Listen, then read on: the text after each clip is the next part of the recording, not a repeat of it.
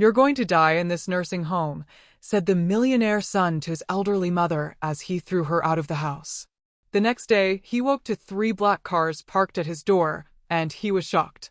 Imagine the one person you poured your entire life into, the son you loved more than anything, not only betraying you, but actively plotting your demise. This isn't just a story about a family torn apart by greed. It's about a mother's ultimate fight for survival against the very blood she raised. The grand living room of the mansion, bathed in a golden glow from the enormous glass windows, was a testament to a life of privilege. Rich wooden furniture, genuine Persian rugs, and priceless paintings by master artists, it all spoke of a world of wealth and exquisite taste. But that opulence felt like a stark contrast to the suffocating tension that hung heavy in the air. There, in the midst of it all, was Dorothy.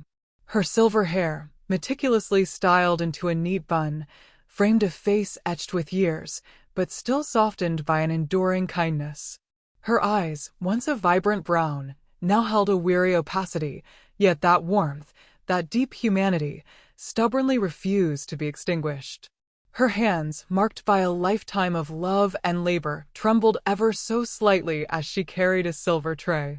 On it, a delicate tea set, an heirloom passed down through generations. Each slow, careful step she took seemed to demand an extraordinary effort from her fragile body. "I've made your favorite tea, my son," she said, her voice soft and sweet, the sound almost lost in the vast room. "The special blend your father always enjoyed when he needed to think clearly." She gently placed the fine porcelain cup beside the mountain of paperwork Russell was devouring with almost obsessive attention. He didn't even glance up to acknowledge her. Russell, tall, broad-shouldered, in a suit so perfectly tailored it seemed a part of him. His dark hair, with just a touch of silver at the temples, was slicked back, highlighting features that could be called handsome, if not for the chilling coldness they exuded. His eyes, the same shade of brown as his mother's, held none of her warmth. They were calculating, pragmatic, constantly assessing the value of everything and everyone around him. His perfectly manicured fingers tapped impatiently on the documents, a hollow gesture because he already knew every single word on those pages. "I don't have time for tea, Mother," he cut her off, his tone sharp and dry. "I have important matters to resolve, and frankly these formalities are bothering me." He finally lifted his gaze, meeting hers with an irritation he barely bothered to conceal. Dorothy's eyes, for a flicker of a second, filled with profound sadness. But she quickly masked it with a resigned, almost practiced smile. This wasn't the boy she had poured her heart and soul into raising. This wasn't her Russell. Her mind drifted, an unbidden memory of a scraped-kneed 6-year-old Russell, tears streaming after a bicycle fall. She'd rushed to him, cleaning his wounds with gentle hands, humming lullabies until his cries subsided. She remembered holding him tight during thunderstorms, staying awake by his bed until he finally drifted off. The sacrifices, oh, the sacrifices. The countless overtime hours after her husband's death, the sleepless nights spent sewing to make ends meet, the meals she skipped just to ensure her son never went without. "Forgive me," she murmured, her voice barely a whisper, stepping back. She clutched the tray tighter, trying to hide the tremor that intensified in her hands. "I just thought you might like something to drink while you work. You always enjoyed my tea." The silence that followed was suffocating, broken only by the relentless, precise ticking of the antique grandfather clock. Dorothy remained standing, a small, hopeful sentinel, as Russell's attention returned to his papers. With every tick-tock, the tension coiled tighter, filling the grand room with a somber premonition that squeezed Dorothy's chest. She knew her son. She knew that particular expression he wore, that chilling blend of impatience and contempt, reserved for moments when he was about to inflict pain, treating human feelings like mere irritating inconveniences. She knew something terrible was coming. "I sold the house," he announced finally, without preamble, without a shred of feeling, as casually as commenting on the weather. The floor seemed to vanish beneath Dorothy's feet. The tray slipped, the porcelain teacups clinking precariously. Her eyes widened in absolute shock, her breath catching in her throat. For a moment, She thought her aging ears had played a cruel trick. But the cold, resolute set of Russell's jaw confirmed the horrifying truth. You sold our house? How could you do this without consulting me? This mansion, your father built it with so much love for us.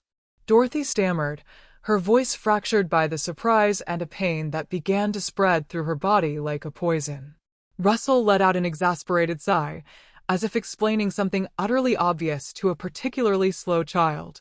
His eyes, devoid of remorse or compassion, met his mother's, now swimming with vulnerability. Instead, they held a calculating coldness that would have terrified Dorothy if she wasn't already utterly devastated. Business isn't going well, Mother. I need immediate liquidity, and this house is simply too valuable an asset to sit idle while we face financial difficulties, he explained with a brutal, dispassionate rationality. Besides, you're too old to live alone in this enormous place. It's time to consider alternatives more suitable to your condition. Each word was a needle piercing her already fragile heart. That house wasn't just bricks and mortar or an investment. It was the living repository of her entire life. Every corner held a precious memory: the bedroom where she'd watched Russell sleep, the kitchen where she'd prepared countless family meals, the garden where her late husband had planted roses that still bloomed each spring, a promise of eternal love. These walls had witnessed joy, sorrow, beginnings, and farewells. It was more than a roof, it was a sanctuary of memories she revisited daily, finding comfort in her solitude. But where will I go? This is my home, the place where I spent my entire adult life, where I raised you, where your father and I built our family, Dorothy pleaded, tears finally forming in her wrinkled eyes. All my memories are here. Russell rose from his chair in a fluid movement, adjusting his jacket with an automatic, dismissive gesture. His towering presence dominated the room, making Dorothy seem even smaller, even more fragile. Impatience radiated from him, as if this conversation was an inconvenient, time-consuming item on his packed schedule. He walked to the window, surveying the mansion's expansive garden with an evaluative stare, already calculating the profit. I've already found a perfectly suitable place for you. It's a cozy establishment, with people your age and professionals who can take care of all your needs, he replied, carefully choosing his words to mask the true horror of his plan. You won't have to worry about maintaining a large house or about loneliness. It's the best solution for everyone. A chill ran down Dorothy's spine. She knew that tone. It was the same one Russell used in business negotiations, when he was trying to convince someone to accept an unfavorable deal. She might not understand finance, but she understood manipulation. Something in his overly smooth description of this cozy place sparked an instinctive dread. It wasn't just fear of change, it was the chilling certainty that her own son was plotting something that was not for her benefit. When will I have to leave? I need time to organize my things, to say goodbye to this place, she asked, struggling to maintain her composure despite the rising desperation in her chest. Russell ostentatiously consulted his expensive wristwatch, as if calculating the minutes lost in this inconvenient conversation. His face held an expression of false concern that didn't quite reach his cold, calculating eyes. He approached Dorothy, placing his hands on her fragile shoulders. It might have seemed affectionate to an oblivious observer, but Dorothy felt only the cold, hard reality of another calculated act. The new owners want the house vacated by tomorrow. I've already arranged a team to pack your essential belongings. Don't worry about anything, Mother. I'll take care of all the details, he said with sickening solicitude. Tomorrow, I'll take you to your new home. Trust me, Mother, I'm doing this for your own good. Before Dorothy could fully process what was happening or gather the strength to protest, the sharp click of high heels on the marble floor announced Brittany's arrival. The young woman swept into the room with the easy familiarity of someone who already considered herself the mistress of the house. Just over 30, Brittany was the epitome of calculated beauty: perfectly dyed blonde hair, flawless makeup, a body sculpted by hours at the gym and discreet surgical interventions, and a smile that never quite reached her shrewd eyes. She wore a tight dress that surely cost more than Dorothy's entire monthly budget. Her strong perfume invaded the room, overpowering the gentle aroma of tea. Hello, dear Dorothy. How are you feeling today? Brittany chirped, her sweetness as artificial as her fake nails. Russell told me about the new plans. I'm sure you'll love the new place, much more suitable for someone in your condition. A wave of nausea washed over Dorothy as she saw the look of complicity Brittany exchanged with Russell. It was as if they shared a private, cruel joke at her expense, a silent conspiracy where she was both target and sole exclusion.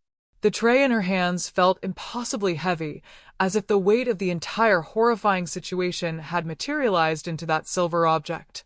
With an almost superhuman effort, she managed to place it on a side table without dropping it.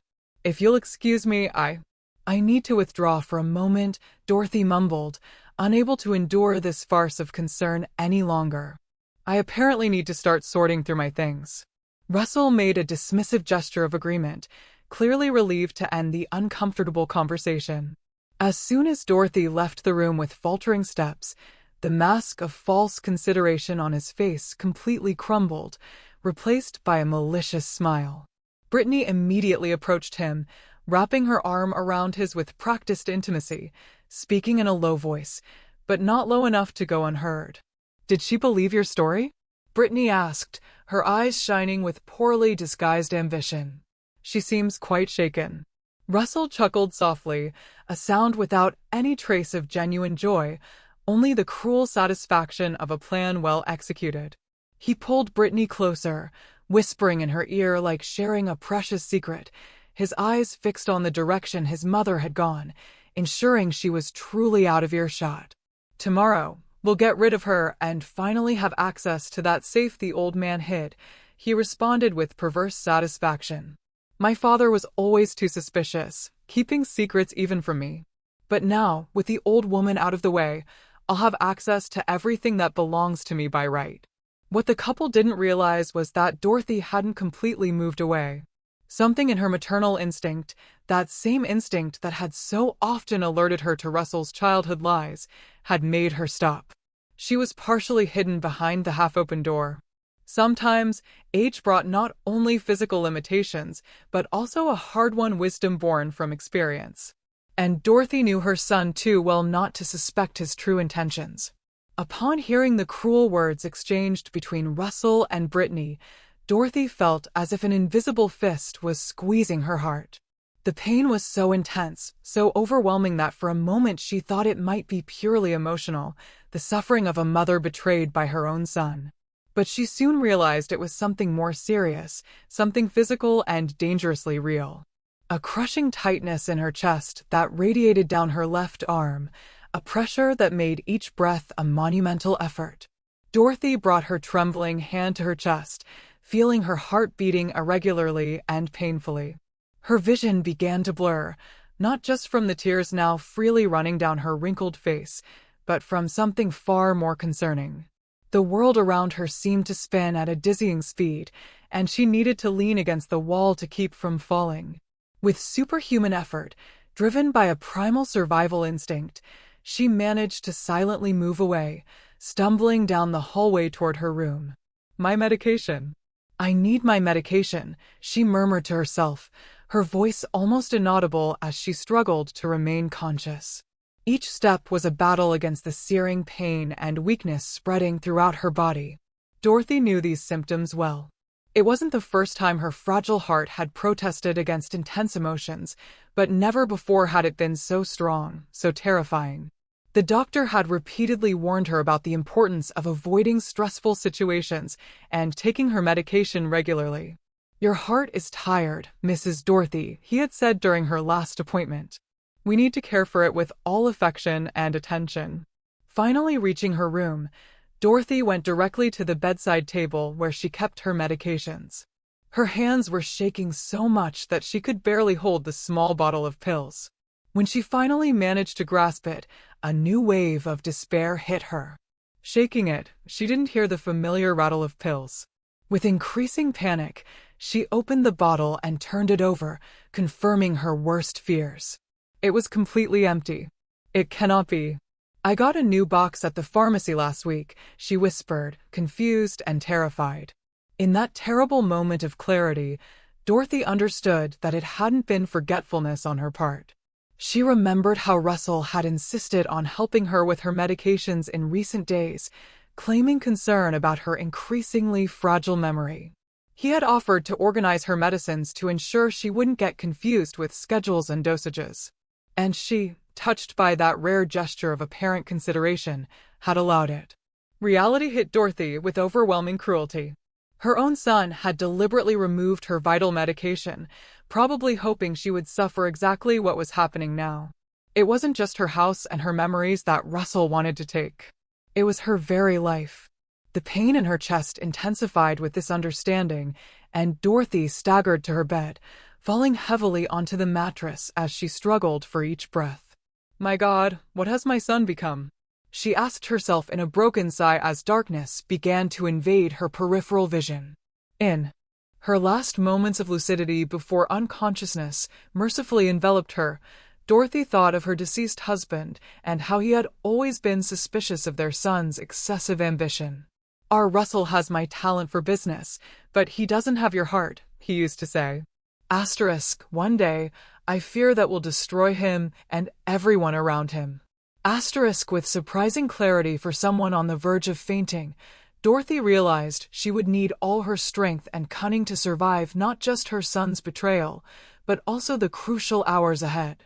"I won't give up without a fight," was her last conscious thought before the world around her completely disappeared, swallowed by a black veil of pain and absence. The gloomy corridor of the nursing home seemed endless. Peeling walls of a faded green resembled abandoned hospitals more than a place of care. Fluorescent lights flickered irregularly, casting dancing shadows that moved like specters along the worn linoleum floor. The strong smell of cheap disinfectant mingled with other less identifiable odors, creating an oppressive atmosphere that weighed on the shoulders of anyone who ventured down that path. Identical doors lined both sides, some ajar, revealing fragments of lives reduced to metal beds and scarce belongings.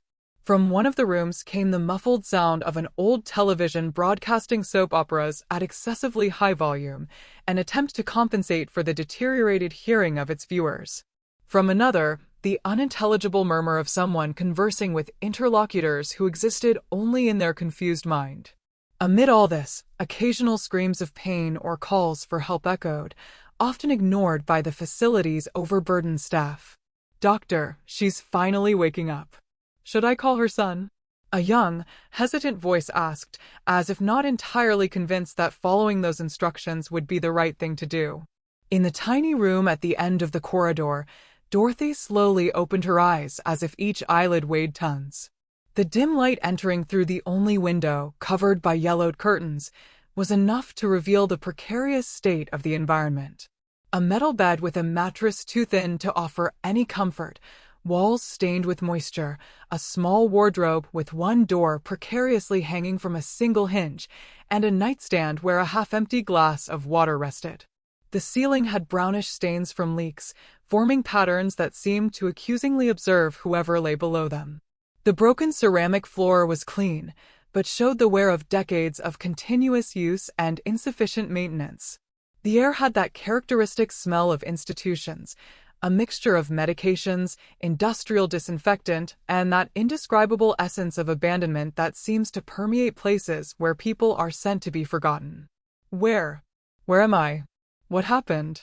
Dorothy muttered, her voice hoarse and confused as she tried to orient herself in a completely unfamiliar environment. "This isn't my home. Russell, can someone tell me what's going on?" A young nurse quickly approached the bed. Lindsay couldn't have been more than 25, with a gentle face framed by dark hair tied in a practical bun. Her hands, though worn from constant use of harsh cleaning products, moved with delicacy as she adjusted Dorothy's pillows. There was a genuine compassion in her eyes that contrasted sharply with the professional indifference of most staff in that place. Her white uniform, impeccably clean despite the environment, seemed out of place in that scene of widespread neglect, as if Lindsay were an anomaly of care in a system designed for forgetfulness. "Easy, Mrs. Dorothy. You're at Golden Rest Nursing Home. You were brought in during the night by your son. You fainted at home, and he brought you here so we could take care of you. My name is Lindsay, and I'm one of the nurses here," the young woman explained in a soft voice while gently checking the elderly woman's pulse. "How are you feeling now? Are you in any pain?" The confusion on Dorothy's face gradually transformed into understanding and then into pure horror as memories of the previous night returned in painful flashes. Russell's cold announcement about selling the mansion, the chilling cruelty in his voice when speaking to Brittany about getting rid of her, the empty medication bottle, the searing pain in her chest. All of it hadn't been a terribly real nightmare. It was her new reality. Her eyes scanned the deteriorated room, absorbing every detail with growing despair. This place wasn't a hospital, as her mind initially hoped. It was something much worse, something she had feared in the past when she heard stories of elderly people abandoned by their families. A low-cost nursing home where people were deposited when they became inconvenient. A place to die, forgotten away from society's eyes. No, there must be some mistake. I shouldn't be here. My son is trying to get rid of me to take possession of our house, our assets. He brought me here without my consent. I need to leave immediately. I need to talk to someone. Call the police. Dorothy exclaimed, trying to sit up, only to be immediately overcome by dizziness that forced her back against the pillows. Lindsay exchanged a quick glance with another staff member passing by the door. A look that Dorothy caught and immediately understood. It was the kind of look people exchange when they hear what they consider to be the delusions of an elderly, confused mind. The nurse adjusted the sheet over Dorothy with an understanding but condescending smile, while speaking in a tone one might use with an agitated child or someone whose sanity is questioned. "Mrs. Dorothy, your son Russell explained everything to us. You had an episode of mental confusion at home, something common for people your age. He brought you here so we could properly care for you, since he cannot offer the specialized attention you need. It was all done with your well-being in mind," Lindsay said, clearly repeating what she had been instructed to say. The admission documents were all properly filled out and signed. The feeling of powerlessness that came over Dorothy was more crushing than any physical pain she had ever experienced. She was trapped. Her own son had effectively kidnapped her from her home and deposited her in this desolate place, probably with a convincing story about her supposed instability. And worst of all, nobody would believe her. How many times had she herself heard similar stories in the past and thought, with sadness, but without surprise, that it was probably a case of mental confusion. The cruel perfection of Russell's plan hit her with full force. Who would give credit to the word of an apparently confused elderly woman against that of a respected businessman concerned about his aging mother's well-being? "My belongings, my clothes, my documents, my medications. Where are they? I need them, especially my heart medication," Dorothy questioned, trying to maintain calm and lucidity, knowing that any excessive display of emotion would only reinforce the image of instability Russell had certainly painted of her. Lindsay hesitated for a moment, her gaze softening with something that seemed like genuine concern. There was something in the clarity of Dorothy's eyes and the precise articulation of her words that didn't match the profile of mental confusion that Russell had described. The young nurse had worked long enough in that place to recognize the real signs of dementia or confusion, and Dorothy displayed none of them. On the contrary, despite the evident shock, her thoughts were coherent, and her memories seemed perfectly functional. "You arrived with only the clothes on your back, without any documents or personal belongings. Your son mentioned he would bring some basic things later today. As for medications, we have a doctor who makes weekly visits here. He can evaluate you and prescribe whatever is necessary," responded Lindsay, carefully observing Dorothy's reaction. "Do you remember which medicines you take regularly? I can write them down to inform the doctor." Dorothy closed her eyes for a moment, fighting against the wave of despair that threatened to engulf her. Without her documents, without her essential medications, without any means of contact with the outside world. Russell had thought of everything. The absence of her most basic belongings wasn't an oversight. It was part of a meticulous plan to isolate her completely, to erase her identity and autonomy, reducing her to just another anonymous elderly woman in a decaying nursing home. "My heart medication is vital. Without it," Dorothy didn't complete the sentence. But the meaning hung in the air between them like a dark presence. Please, I need you to believe me. I'm not confused. My son is plotting something terrible. I heard him talking with his girlfriend about getting rid of me to access a safe deposit box that my late husband left. He intentionally emptied my medication bottles. This isn't paranoia. It's the truth. Something in the intensity of Dorothy's gaze, in the consistency of her story, and in the precision of her details made Lindsay momentarily doubt the version she had received. The nurse had witnessed similar scenes before, wealthy families depositing elderly relatives in that godforsaken place, often motivated by inheritance disputes or simply by the inconvenience of caring for an aging relative. But there was always something in the stories told by the elderly that sounded disconnected, fragmented, mixing facts with confabulations. Dorothy's narrative, on the other hand, was frighteningly coherent. I'll see what I can do, Mrs. Dorothy. Perhaps we can consult your previous medical records to confirm your medications. For now, try to rest, said Lindsay, adjusting the elderly woman's pillow and lowering her voice to an almost inaudible whisper. And don't worry. Not everyone here thinks you're confused. I've noticed your lucidity. By the way, if you're still with me, completely captivated by Dorothy's fight, please make sure to hit that subscribe button. More unbelievable stories like this are coming, and you won't want to miss them. Asterisk, asterisk, asterisk. The following hours dragged on with torturous slowness for Dorothy. Confined to that tiny room, she alternated between periods of absolute despair and moments of iron determination. Her mind, still sharp despite her age, worked incessantly, seeking a way out of that trap carefully constructed by her own son. Every noise in the hallway made her stiffen, fearing and simultaneously hoping for Russell's visit. She needed to confront him, needed to try to understand how the boy she had raised with so much love could have transformed into a calculating monster capable of practically sentencing his own mother to death. I can't give up now. I still have the strength to fight. I can still find someone who believes me, Dorothy murmured to herself, clinging to hope like a castaway to a piece of wood. If only I could contact Anthony, my husband's old lawyer and friend. The sound of firm footsteps in the corridor interrupted her thoughts. They weren't Lindsay's light and hurried steps, nor the dragging of tired feet from other staff members. They were the decisive steps of someone accustomed to making his way through the world with the certainty of one who never encounters obstacles. Dorothy knew that sound well. It was Russell approaching. For a brief moment, she felt a wave of dread, but it was soon replaced by a surprising determination. This could be her only moment to confront him, to try to make him reconsider, or at least to understand the true dimensions of the danger she was in. Hello, Mother. How are you adapting to your new home? Russell asked as he entered the room, carrying a small plastic bag that he disinterestedly deposited on the bed.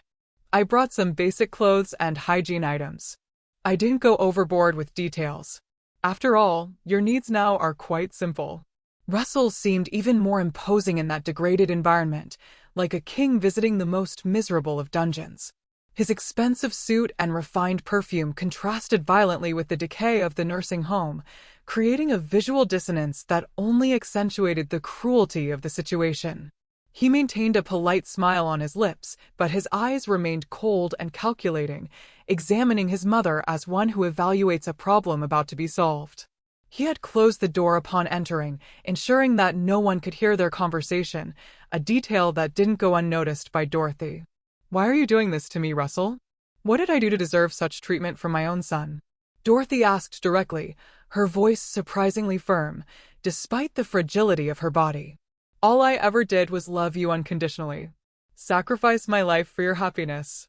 A dry laugh, devoid of humor, escaped Russell's lips. He pulled the room's only chair and sat down, crossing his legs with studied elegance. For a moment, his face displayed something close to sincerity, a rare window into his true thoughts, usually hidden beneath layers of dissimulation.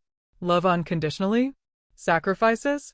Is that what you call raising a child under the constant shadow of a father who never trusted him? Do you have any idea what it was like growing up knowing that my own father kept secrets from me, setting traps and contingencies as if I were an enemy and not his only heir? Russell replied, a trace of genuine bitterness permeating his usually controlled voice. But that doesn't matter anymore. Business is business, and you've become an obstacle to my ambitions." Dorothy observed her son with a mixture of horror and deep sadness. For the first time, she glimpsed the extent of the distortion that had occurred in Russell's mind over the years. Somehow, he had rewritten the history of his own childhood, transforming his father's care and prudence into distrust, love into manipulation. The fault wasn't just Russell's. Perhaps she and her husband had made mistakes they hadn't realized. Wounds they never saw heal properly. "Your father loved you deeply, Russell. If he took precautions, it was because he knew the temptations that wealth can bring. He wanted to protect you, not punish you," Dorothy explained, trying to reach some remnant of the boy she had raised. "We can still resolve this as a family. It's not too late." Russell rose abruptly, all pretense of civility disappearing from his countenance. He approached the bed with determined steps, leaning until his face was inches from his mother's. His eyes now no longer hid the contempt and cruelty that dwelled within him. "It's been too late for years, Mother. The mansion has already been sold. The contract signed this morning. I already have access to all the family bank accounts, thanks to the power of attorney you naively granted me when you began to feel too tired to deal with bureaucracies," he revealed, savoring each word like a predator would savor its prey sphere. "And that secret safe in the office? I found it 3 days ago, hidden exactly where I suspected all these years." Dorothy's blood froze in her veins. The office safe contained not only important documents and some valuables, it also contained the alternative Will her husband had prepared, anticipating exactly this type of situation. A document that would effectively disinherit Russell if he tried to harm Dorothy or irresponsibly squander the family patrimony. The alternative will?" she asked, unable to hide the fear in her voice. Russell's smile widened, revealing an almost predatory satisfaction. He sat back in the chair, now completely at ease, like a king contemplating a newly conquered kingdom. "Burned. Every page, every contingency my father created to control me beyond the grave, all reduced to ashes," he answered with terrifying calm. "It's fascinating how quickly fire consumes paper, isn't it? In minutes, decades of planning disappeared forever." Dorothy felt as if an invisible hand squeezed her chest again. Her last fragment of hope had been cruelly torn away. Without the alternative will, without documents, without witnesses, she was completely at her son's mercy. The question that escaped her lips was no longer about solution. It was about understanding. Why not simply wait? "I'm an elderly woman, Russell. My remaining years are few.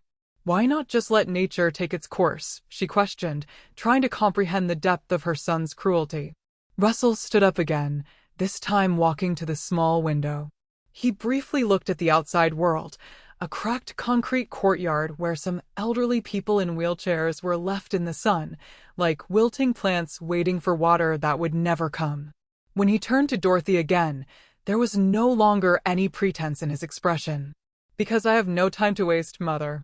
Each day with you alive is a day when something could go wrong. Someone might discover the existence of that will. Some old friend of the old man might show up asking inconvenient questions," he explained with brutal frankness. "Besides, your fragile heart needs expensive medications, constant care, resources I prefer to invest in my future, not in prolonging your past." The naked cruelty in Russell's words hit Dorothy like a physical blow. It wasn't just greed or resentment. It was something deeper, more disturbing. A fundamental absence of empathy, an inability to recognize the value of human life, especially the life of the one who had brought him into the world. "You will die in this nursing home," Russell continued, approaching again, his voice lowering to a venomous whisper.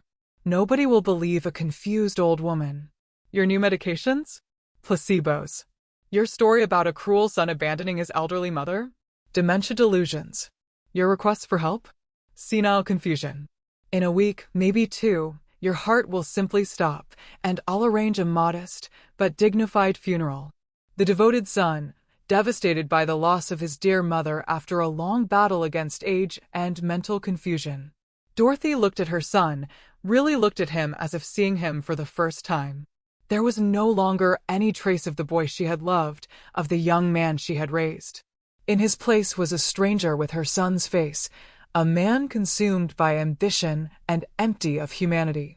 I understand now, Dorothy said softly, a surprising calmness enveloping her. You are no longer my son. My son died at some point. I didn't notice. And you took his place. May God have mercy on your soul, Russell, because you will have no peace with what you're doing. Something in Dorothy's tranquility seemed to disturb Russell more than any protest or plea would have done. He expected fear, despair, perhaps even anger, emotions that would fuel his sense of power and control. His mother's serene acceptance, almost like a final blessing, destabilized his carefully constructed balance. Keep your superstitions to yourself, old woman. God, if he exists, is clearly on my side so far, he retorted, quickly composing himself and walking toward the door. I won't visit you again. The next news I'll have will be of your death. Goodbye, Mother. With these cruel words, Russell left the room, firmly closing the door behind him. In the hallway, he passed by Lindsay without even noticing her, as if the young nurse were just another insignificant object in that scene of misery. His posture was that of a man who had concluded an unpleasant but necessary business, walking toward a bright future built on the ruins of his past. Inside the room, Dorothy remained motionless for long minutes, fully absorbing the reality of her situation. There was no more room for denial or naive hope.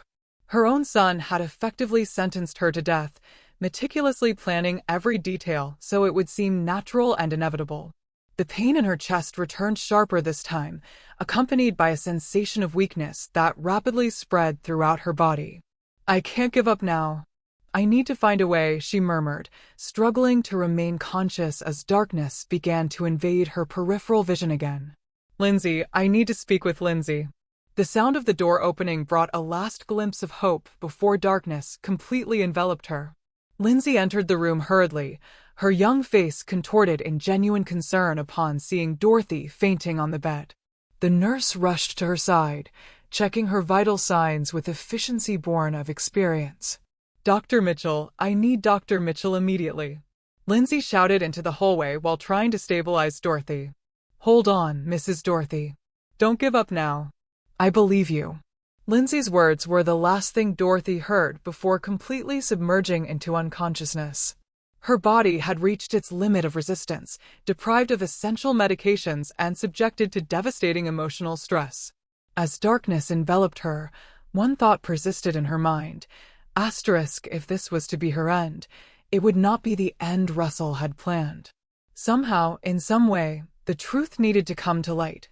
Asterisk hours later, in the small improvised office of the nursing home, Dr. Mitchell finished examining Dorothy, now stabilized, but still unconscious.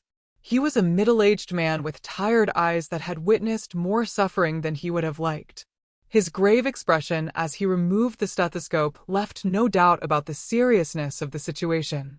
Lindsay anxiously awaited his diagnosis, with a concern that went beyond professional obligation. The situation is serious, Lindsay. Her heart is extremely compromised, the doctor explained, rubbing his tired eyes. The initial tests confirm what she mentioned. She needs specific medication for her heart, a continuous treatment that was clearly abruptly interrupted. Lindsay bit her lip, hesitating before expressing her fears. Doctor, she insists that her son brought her here against her will, that he deliberately deprived her of her medications. At first, I thought it might be confusion, but now, I don't know. She seems perfectly lucid. The doctor nodded gravely, observing the results of the initial tests with a somber expression. He had seen similar cases throughout his career. Elderly people abandoned by families interested only in their assets, patients whose death would be convenient for certain impatient heirs. Usually, however, there was at least the pretense of care, a facade of concern.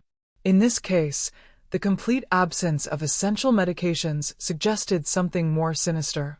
Without the specific medication for her heart, she has at most a week to live, the doctor finally declared, his voice heavy with the weight of the prognosis.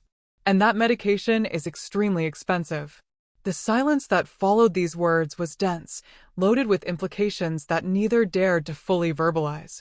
Dorothy's fate seemed sealed, abandoned in a decaying nursing home, deprived of her vital medications, without documents or means to prove her identity, at the mercy of a system that rarely questioned the stories told by seemingly concerned relatives. Unless something extraordinary happens, Russell's cruel plan would work perfectly. "We need to do something, Doctor." "We can't simply let her die," said Lindsay, determination replacing the initial helplessness in her voice. "She deserves more than this." "Everyone does."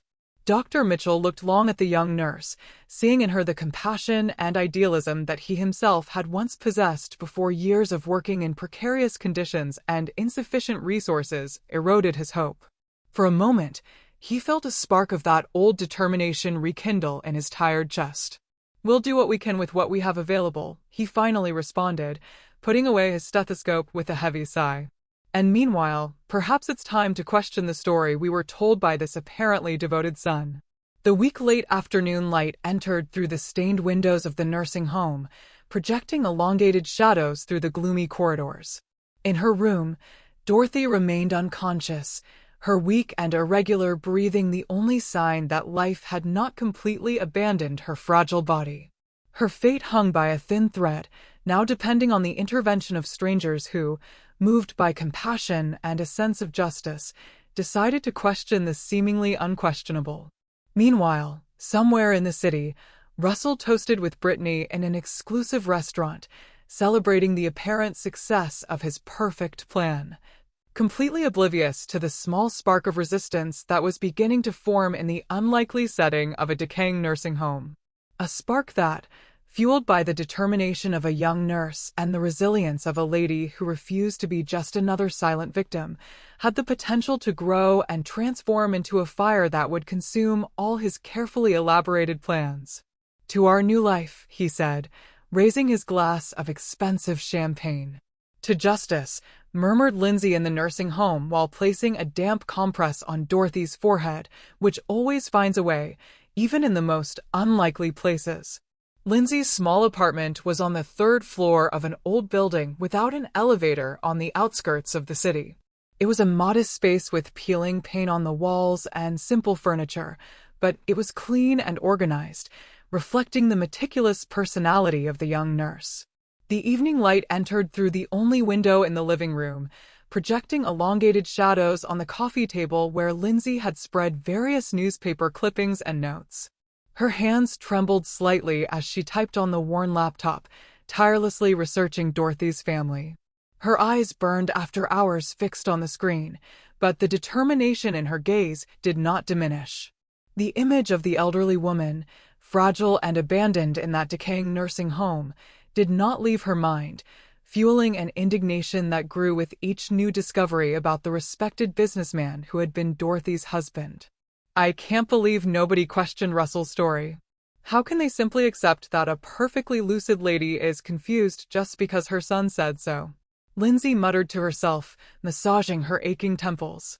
"If only I could find someone who knew the family well."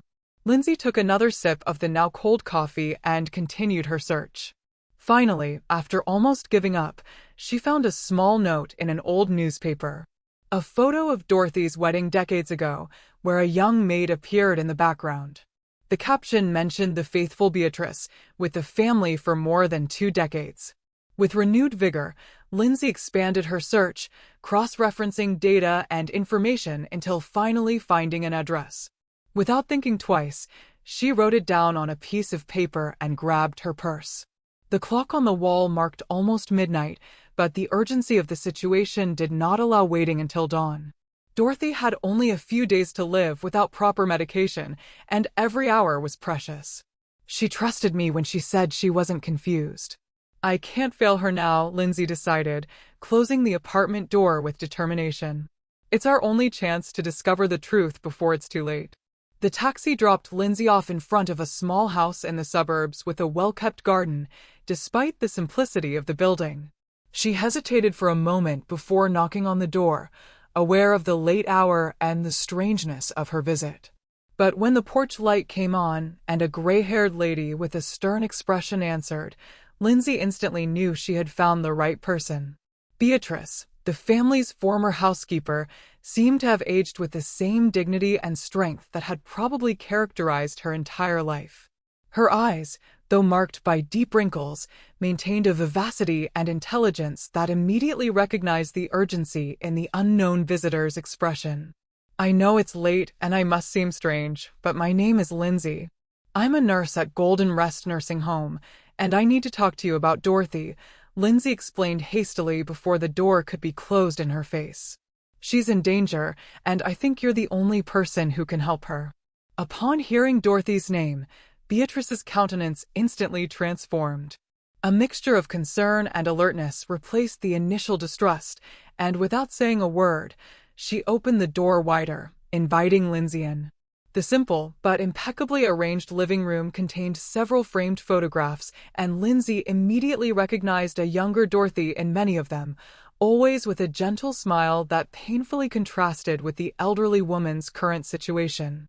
Beatrice gestured for Lindsay to sit down and, after a moment of evaluative silence, spoke with a surprisingly firm voice for someone her age. "So Russell finally did what his father always feared. I've been waiting for this visit for years, praying it would never come," said Beatrice, her eyes fixed on an old photograph where a tall, dignified-looking man, presumably Dorothy's husband, smiled beside his wife. "Tell me everything, without omitting any detail. What has that wretch done to my dear Dorothy?" During the next hour, Lindsay reported in detail the situation at the nursing home, Dorothy's condition, Russell's visits, and the revelations the elderly woman had shared. With each word, Beatrice's face hardened more, a contained fury growing behind her experienced eyes.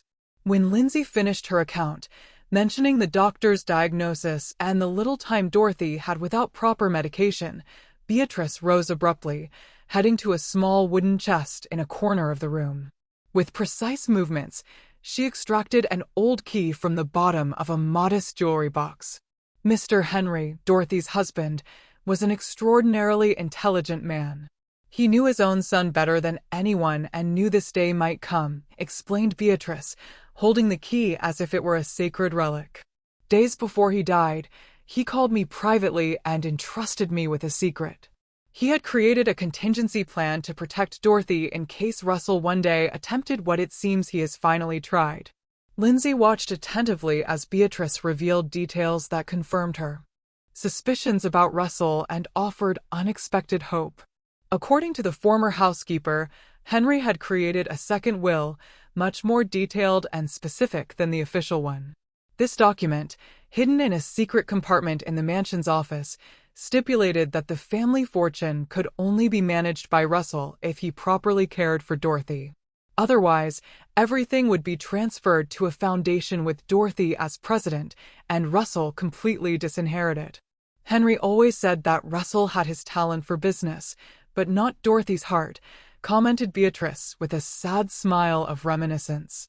He hoped he would never need to activate this plan, but he prepared everything meticulously. "I have a copy of the mansion key and know the exact location of the secret compartment." With growing hope, Lindsay and Beatrice carefully planned their incursion into the mansion. Timing was crucial. Russell had mentioned he had already sold the property, but the new owners probably hadn't moved in yet. This would be their only opportunity to recover the document that could save Dorothy. As they discussed the practical details, Lindsay couldn't help but admire the strength and loyalty of the former housekeeper who had kept that secret for so many years, always vigilant, always ready to act when necessary. "Why did Mr. Henry entrust this secret to you and not to a lawyer?" asked Lindsay, genuinely curious about this piece of the puzzle. Beatrice smiled, a smile that carried decades of untold stories and unbreakable loyalties. Her eyes shone with an intensity that transformed her wrinkled face, momentarily revealing the young woman she had been when she began working for the family. "Because I was more than a maid to them, I was a witness to their lives for 30 years. I saw Dorothy shed tears when she thought no one was looking. Watched Russell grow and change. Noticed every small sign that Henry recognized, but pretended not to see to avoid hurting Dorothy," she replied, with the wisdom of someone who observes others' lives so closely that she becomes an invisible part of it. Henry trusted me because I was the only person who knew his family as well as he did himself. The following night, the plan was put into action. The imposing mansion was partially lit, with some security guards hired by Russell patrolling the perimeter, clearly a precaution to prevent intruders until the sale was finalized. Lindsay, dressed completely in black and with her heart racing, followed Beatrice through an almost invisible side entrance, hidden by well-trimmed bushes. The old key worked perfectly in the rusty lock, and soon the two women found themselves inside the property, moving like shadows through corridors familiar to Beatrice and completely new to Lindsay. We must be extremely quiet. Russell hired these guards for a reason. He must suspect there are documents he hasn't found yet, whispered Beatrice, guiding Lindsay through a labyrinth of luxurious rooms. The office is at the end of this corridor, and the secret compartment is hidden behind a specific painting, a portrait of Dorothy when she was young. Each step was calculated with precision. The adrenaline amplified all sounds for Lindsay, the creaking of the floor, the distant murmur of the guards, her own racing heart. Beatrice moved with surprising agility, guiding them with the familiarity of someone who knew every corner of that house. In the elegant office, Lindsay admired the shelves with leather-bound books and the heavy wooden desk. "This feels like something out of a spy movie," Lindsay whispered while Beatrice methodically examined the paintings on the walls. Beatrice soon located the portrait of young Dorothy in a light blue dress. She carefully removed it, revealing the wall. Her fingers found a small imperfection, and with a click, a panel slid open, revealing a secret compartment. "Henry built this without anyone knowing, not even the architects," explained Beatrice. However, upon checking the interior, she found only empty space. Her face paled with despair. "We're too late. Russell must have found it first." Suddenly, footsteps approached down the corridor. In panic, the two hid under the desk as the door opened. "Please don't let it be Russell," thought Lindsay, squeezing Beatrice's hand. A man's hand rested on the desk, so close that Lindsay could see every detail of his fingernails. The silhouette of a man headed directly to the exposed compartment while they remained motionless, knowing that the slightest noise would mean the end of their mission. To the complete surprise of Lindsay and Beatrice, the figure who entered the office was neither Russell nor any of the guards, but a gray-haired gentleman with an elegant posture, dressed in an impeccable suit. Anthony, the former lawyer and close friend of the family, walked directly to the empty compartment without noticing the presence of the two women hidden under the heavy wooden desk. His countenance was grave, carrying the weight of someone executing a mission of extreme importance. "You can come out from under there. You don't need to hide from me," he said suddenly without even turning to look in their direction. "Beatrice, I would recognize your lavender perfume anywhere, even after so many years." Beatrice slowly emerged from her hiding place, a mixture of relief and confusion on her wrinkled face. Lindsay followed hesitantly, still uncertain if they could trust this man, unknown to her, but clearly familiar to the former maid. Anthony finally turned, a slight smile softening the seriousness of his expression when his eyes met Beatrice's. "Anthony, how did you know we would be here? And how did you get in without being noticed by the guards?" questioned Beatrice, nervously adjusting her coat, wrinkled from the uncomfortable position under the desk.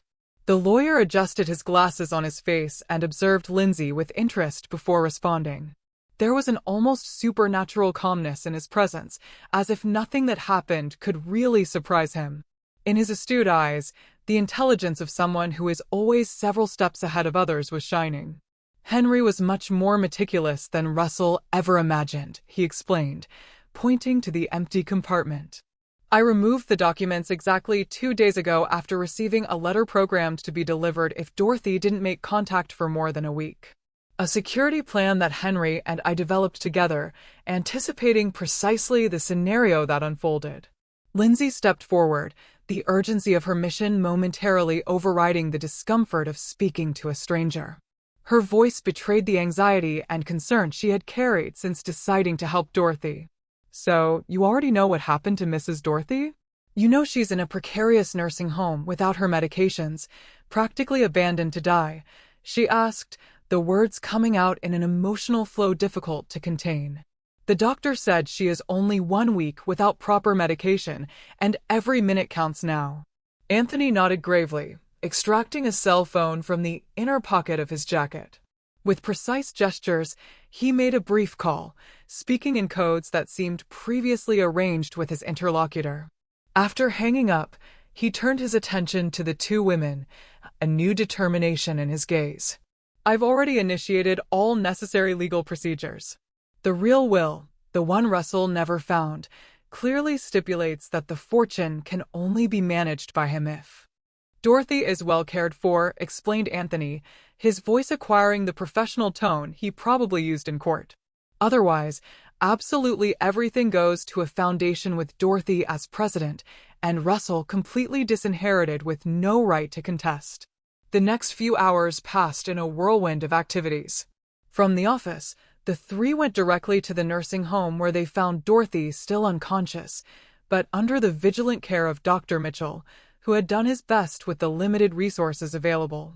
A private ambulance, previously called by Anthony, transported Dorothy to the best hospital in the city, where a specialized medical team was already waiting with specific medications for her fragile heart. Henry foresaw every detail. Beatrice commented to Lindsay as they observed from a distance Anthony talking with doctors and nurses in the hospital corridor. He knew Russell would eventually try something like this and prepared meticulously, protecting Dorothy even after his death. The dawn of the following day found Russell still asleep in his luxurious penthouse, Brittany by his side. The dream of a life of unlimited opulence, fueled by the newly acquired fortune and the illegal sale of the mansion, filled his thoughts even during sleep. His abrupt awakening came with the unmistakable sound of powerful engines breaking the morning silence.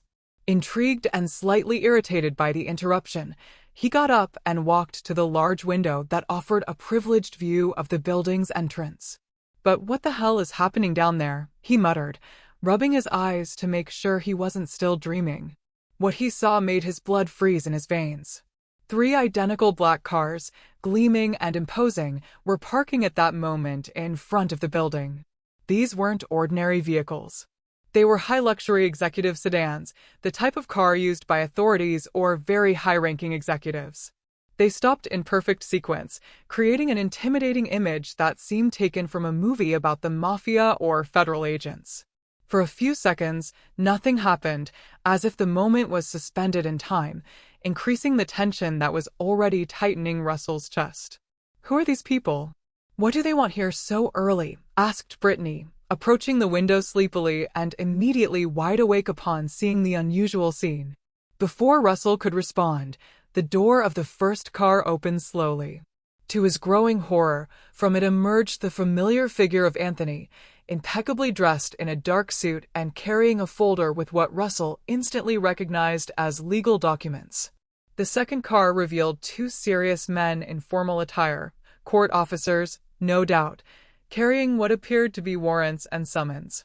It was, however, the occupant of the third car that made Russell stagger backward, as if he had taken a physical blow. "It's not possible. We know it can't be," he stammered, his face rapidly paling. From the third black car emerged his mother, Dorothy, visibly stronger than when he had left her at the nursing home. Although still fragile, she was elegantly dressed, receiving support from Lindsay on one side, and from a man Russell recognized as a renowned private doctor on the other. There was a dignity in her posture, a renewed strength in her determined gaze that completely contradicted the image of the confused and helpless old woman he had tried to create. How did she manage? Who helped her? Russell muttered, his mind working frantically to process what he was seeing and its devastating implications. Without wasting time, he hurriedly dressed and rushed to the elevator, ignoring Brittany's confused questioning. When the doors opened on the ground floor, he stormed through the lobby like a hurricane, determined to prevent the group from entering the building. Perhaps there was still time to create a convincing story, to manipulate the situation in his favor, as he had always done. "What is the meaning of this invasion? Mother, what are you doing here? You should be resting in the nursing home under medical care," Russell said loudly as soon as he opened the entrance doors, trying to project indignation and filial concern for anyone who might be watching. Anthony stepped forward, extending an official document that Russell was forced to accept. His experienced gaze showed neither triumph nor satisfaction, just the serene certainty of someone who has executed justice long enough not to feel personal pleasure in its fulfillment. Russell, this is a court order immediately suspending the sale of the mansion, freezing all family bank accounts, and initiating an investigation for fraud, document forgery, and elder abuse, the lawyer announced in a formal tone, but loud enough to be heard by the doorman and some residents who were already beginning to gather, attracted by the commotion. I suggest you cooperate fully to minimize the legal consequences of your actions. As the court officers entered the building to execute the warrant, Dorothy slowly approached her son.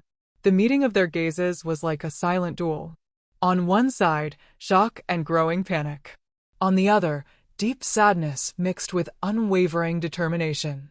For a moment, the world around seemed to silence, as if everyone present recognized the importance of that confrontation between mother and son. You said I would die in that nursing home, Dorothy finally spoke, her voice soft but perfectly audible in the tense silence. But your father always knew who you really were. The weeks that followed witnessed the complete transformation of circumstances. Dorothy, now recovered and receiving proper treatment in a luxurious private hospital room, was surrounded by a small team dedicated exclusively to her well-being.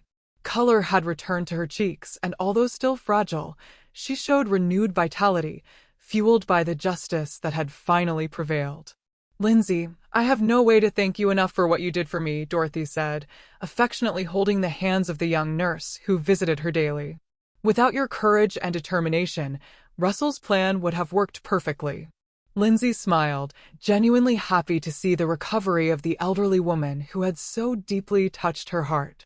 What had begun as professional indignation had transformed into a genuine connection, a bond of affection that transcended the initial relationship between nurse and patient. I only did what any person with conscience would do, Mrs. Dorothy, she responded modestly. You didn't deserve that cruel fate. Nobody does. Dorothy adjusted herself on the pillows, a determined expression momentarily replacing the gratitude in her gaze. She had made important decisions during her recovery, and one of them directly involved the young woman who had risked so much to save her. I'm establishing a foundation exactly as Henry planned to help elderly people in vulnerable situations, she announced, carefully observing Lindsay's reaction. And I would like you to accept a leadership position in it.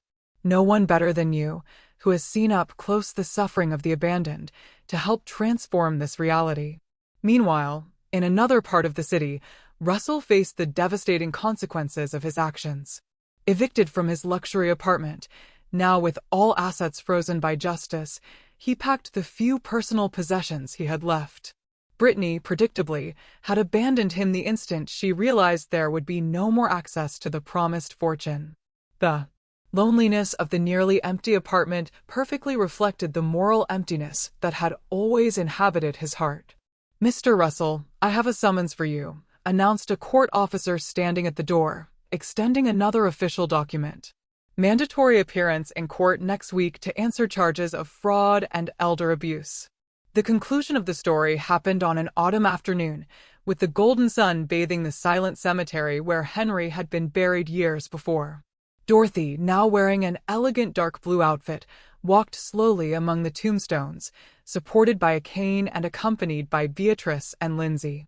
In her arms, she carried a bouquet of red roses, her late husband's favorites. When they reached the simple yet elegant gravestone, Dorothy gently gestured, asking for a moment of privacy that was respectfully granted. You always said our son had your talent for business, but not my heart, she murmured, placing the flowers on the cold marble. Now I'll use your fortune to help abandoned elderly people, like I almost was.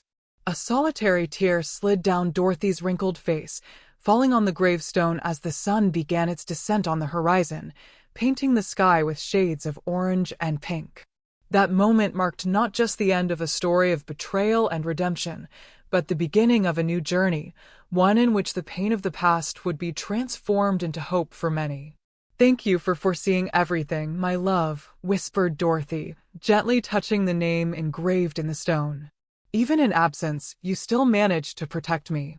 The setting sun cast elongated shadows across the tombstones, creating a spectacle of light and darkness that seemed to perfectly symbolize the human journey, with its moments of despair and redemption, of falls and new beginnings. Dorothy took a deep breath, feeling a peace she hadn't experienced in a long time. The circle was complete.